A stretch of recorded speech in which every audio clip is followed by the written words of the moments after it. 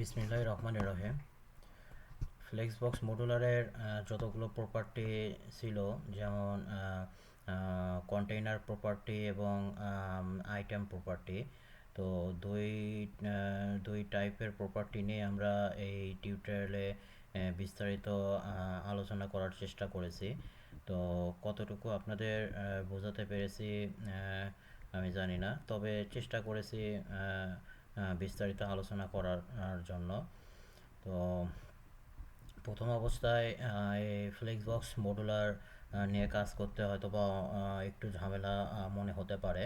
তবে আপনারা যদি জাস্ট একটা সপ্তাহ যদি এই ফ্লেক্সবক্স মডুলার নিয়ে যদি একটু প্র্যাকটিস করেন, তাহলে দেখবেন যে বিষয়টা আপনাদের কাছে খুব ইজি হয়ে যাবে। এবং যখন বিষয়গুলো ইজি হয়ে যাবে, তখন এই ফ্লেক্সবক্স মডুলার নিয়ে কাজ করার যে মজাটা, সেটা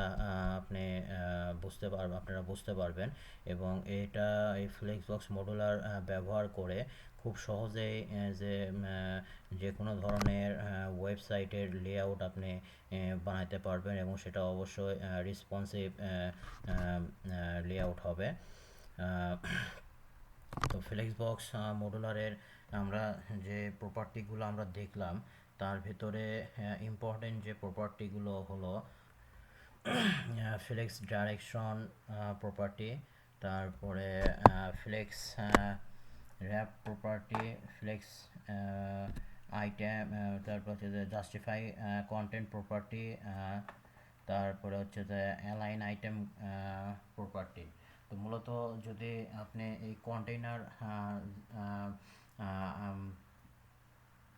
ফ্লেক্স কন্টেইনারের যে প্রপার্টিগুলো আছে, তার ভিতরে যদি আপনি এই কয়টা প্রপার্টি একটু ভালোভাবে স্টাডি করেন, যে flex direction, flex wrap, justify content আর অ্যালাইন আইটেম, তাহলে এই কয়টা প্রপার্টি ব্যবহার করেই আপনি খুব সহজে একটা রেসপন্সিভ ওয়েবসাইটের লেআউট তৈরি করতে পারবেন।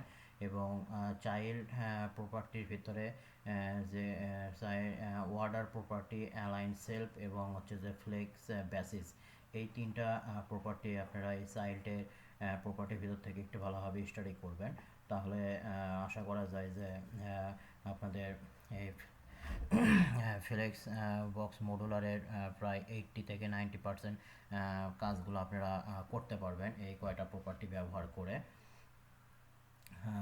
তো পরবর্তী টিউটোরিয়ালে আমরা এই ফ্লেক্সবক্স প্রপার্টিগুলো ব্যবহার করে একটা কিভাবে একটা রেসপন্সিভ ওয়েবসাইট তৈরি করা যায়, সেই কাজগুলো আমরা দেখব। তো আজকের টিউটোরিয়ালে এইটুকুই। আশা করি সবাই এই প্রপার্টিগুলো নিয়ে বাসায় স্টাডি করবেন এবং জিনিসগুলো বুঝতে পারবেন। ধন্যবাদ।